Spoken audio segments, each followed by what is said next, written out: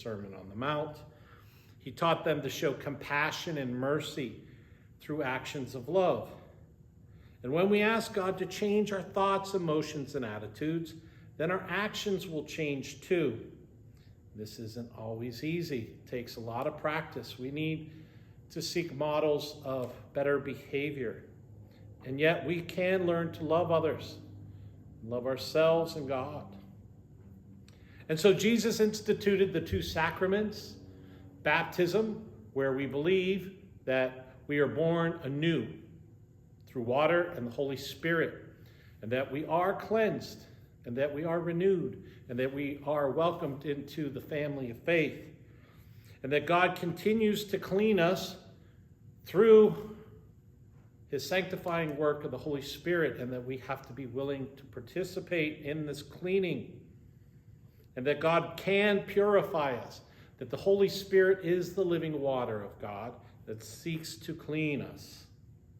So today, Maundy Thursday, we are celebrating also how Christ washed the disciples' feet. And then later, he shared a Seder meal with them and taught them the Lord's Supper, which is the other sacrament that we as Protestants and of the Reformed faith celebrate, because we know that Jesus taught these to his disciples, and that we are united with God when we partake of the bread and the juice, and our spirits are lifted up into the heavenly places, and we are in union with Christ.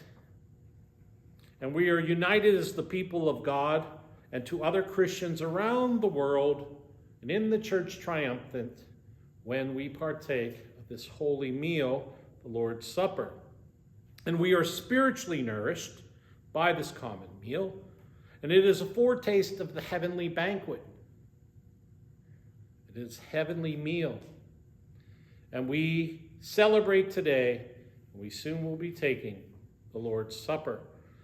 And we know that Maundy means commandment. That today we are celebrating how Jesus gave his disciples the new commandment to love one another, that he set out to conquer the world through love, through our message of love that he taught us, and by acting upon it. So Jesus shows us the full extent of God's love and cleans our souls with spiritual love. And Jesus literally washed the disciples' feet. Now, back in the day, people walked everywhere.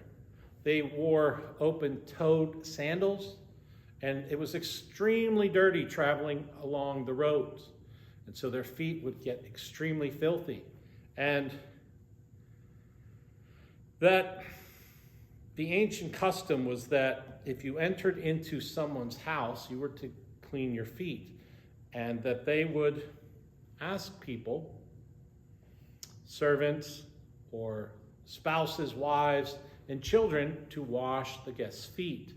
Usually the host did not wash them. And we continued this custom in our own day and age. I know that when I was growing up, we had to take off our shoes at the front door so that we didn't get my mother's rugs dirty. She wanted them clean. She had us vacuum all the time and get all that nice look in the carpet and help it be seamless. And that was the custom. It was a sign of respect, but it also helped to separate us, to leave the dirt of the world outside and come into a clean home. And so this was the custom in Jesus' time, that people would be given a water basin to wash their feet. And usually a servant, once again, or a spouse or children would wash them. But it wasn't the host who washed them, normally.